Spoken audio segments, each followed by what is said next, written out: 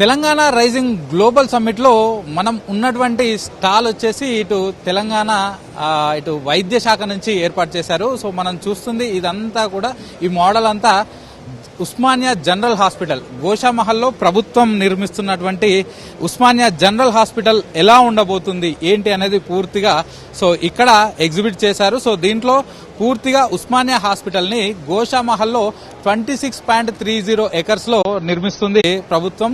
So ఇప్పుడు ఉన్నటువంటి Osmania hospital పూర్తిగా కూలిపోయే స్టేజ్కి వచ్చింది. ఎందుకంటే అది 1919లో లాస్ట్ నిజాం మీర్ ఉస్మాన్ అలీ ఖాన్ నిర్మించాడు. సో ఉస్మానియా హాస్పిటల్ అంటేనే సో పేదలకు ఎలాంటి రోగాలు వచ్చినా, దీర్ఘకాలిక రోగాలున్నా, ఏదైనా ఎమర్జెన్సీ ఉన్నా వెంటనే చికిత్స అందుతుందంటే అది ఉస్మానియా హాస్పిటల్లో అని చెప్తారు. సో దాన్ని కొత్తగా కడుతూ సో ఇప్పుడు ఉన్నటువంటి ఉస్మానియా హాస్పిటల్ ఒకవైపు కూలిపోతుంది, మరోవైపు అక్కడికి వెళ్లే పేషెంట్స్ కి సరైన వసతులు ఉండడం లేదు. రిపేర్ చేసినా కూడా మళ్ళీ సరిగా పనిచేసే పరిస్థితి లేదు. కాబట్టి ప్రభుత్వం గోషామహల్లో 26.30 ఎకర్స్ లో దీన్ని కన్స్ట్రక్ట్ చేస్తుంది. సో దాని మోడల్ ఇక్కడ ఎగ్జిబిట్ చేశారు.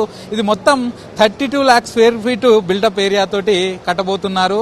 సో ఇందులో 2000 బెడ్ కెపాసిటీ తోటి ఈ ఉస్మానియా జనరల్ హాస్పిటల్ ని నిర్మిస్తున్నారు. సో మొత్తం ఇది 2700 కోట్ల ప్రాజెక్టు అని ప్రభుత్వం చెప్తుంది. సో దీన్ని ప్రస్తుతానికి గోషామహల్లో గ్రౌండింగ్ వర్క్స్ అయితే ఆల్రెడీ స్టార్ట్ అయ్యాయి. సీఎం రేవంత్ రెడ్డి అక్కడికి వెళ్లి భూమి పూజ చేశారు. సో ప్రస్తుతానికి ఆ వర్క్స్ అనేవి స్టార్ట్ అయ్యాయి, స్టార్టింగ్ స్టేజ్ లో ఉంది. సో దీనిలో ఒక్కొక్క వింగ్ ఎక్కడెక్కడ ఎలా ఉంటుంది ఏంటి అనేది పూర్తిగా ఈ యొక్క మోడల్ అయితే ఏర్పాటు చేశారు. సో ఇది మొత్తం 4 మేజర్ బిల్డింగ్స్ ఉంటాయి. సో 4 మేజర్ బిల్డింగ్స్ లో ఒక్కొక్క దానిలో డిఫరెంట్ డిపార్ట్మెంట్స్ పెడతారు.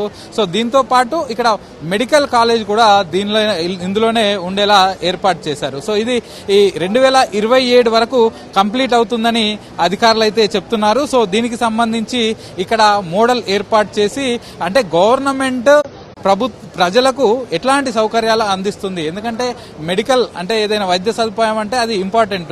ఎస్పెషల్లీ పేదలకు ఉస్మానియా జనరల్ హాస్పిటల్ అంటే చాలా అన్ని రకాల సేవలు అందిస్తుంది అని ఉంది. సో వాళ్ళకి ఇబ్బందులు కాకుండా ప్రభుత్వం తీసుకొస్తున్న సేవలను కూడా ఇక్కడికి వచ్చే డెలిగేట్స్ కి చెప్పడానికి సో ఫ్యూచర్ లో ఎలా ఉంటుంది, విత్ ఇన్ ఇంకొక 2 years లో జనరల్ హాస్పిటల్ ఎలా ఉంటుందని చెప్పడానికి ఇక్కడైతే ఎగ్జిబిట్ చేశారు. సో ఈ మెయిన్ బిల్డింగ్ ముందే ఇక్కడ ఒక ధర్మశాల అని ఏర్పాటు చేశారు. సో దాని పక్కపంటి ఇక్కడ మెడికల్ కాలేజ్ కూడా ఉంటుంది. కాబట్టి ఇక్కడ వీళ్ళకి ఫీమేల్ హాస్టల్ ఉంటుంది, దాని పక్కనే ఫ్యాకల్టీకి రెసిడెన్స్ ఉంటుంది.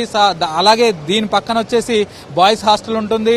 సో ముందుకెళ్తే అక్కడ అకాడమిక్ బ్లాక్ అని కనబడుతుంది కదా, అదంతా కూడా ఉస్మానియా మెడికల్ కాలేజ్ కు సంబంధించిన బ్లాక్ ఉంటుంది. సో ఈ మెయిన్ బిల్డింగ్ తో పాటు పక్కనే మెడికల్ కాలేజ్ కు సంబంధించిన కన్స్ట్రక్షన్ కూడా ఉంటుందంటూ కూడా పూర్తిగా అసలు ఒక మోడల్ ఎలా ఉంటుంది, ఉస్మానియా జనరల్ హాస్పిటల్ అలాగే మెడికల్ కాలేజ్ ఎలా రాబోతుంది అనేది పూర్తిగా వివరిస్తూ ఇక్కడైతే ఇక్కడ ఎగ్జిబిట్ చేశారు. సో దీనికి సంబంధించి ఇక్కడికి వచ్చిన వాళ్ళందరికీ కూడా మనం చూస్తున్నాం కదా, ఇక్కడ వచ్చే ఫారెన్ డెలిగేట్స్ కానీ లేకపోతే నేషనల్ డెలిగేట్స్ కానీ అసలు ఉస్మానియా జనరల్ హాస్పిటల్ ఏంటి, ఎప్పుడు కట్టారు, అలాగే దీనివల్ల ఉపయోగాలు ఏంటి, ఎంతమంది పేద ప్రజలు దీన్ని ఉపయోగించుకుంటారు, అలాగే నెక్స్ట్ రాబోయే బిల్డింగ్ ఎలా ఉండబోతుంది, సో ఇందులో ఏమేమి సేవలు అందించబోతున్నారు, సో ఆ అన్ని అంశాలను కూడా పూర్తిగా ఎక్స్ప్లెయిన్ చేస్తున్నారు. సో ఇక్కడికి వచ్చే డెలిగేట్స్ అంతా కూడా పూర్తిగా దీని గురించి తెలుసుకుంటున్నారు. సో ఉస్మానియా జనరల్ హాస్పిటల్ ఎలా ఉండబోతుంది ఏంటి అనేది మాత్రం ఇక్కడికి వచ్చే వాళ్లకు ఇక్కడ ఉన్న నిర్వాహకులు ఎక్స్ప్లెయిన్ చేస్తున్నారు.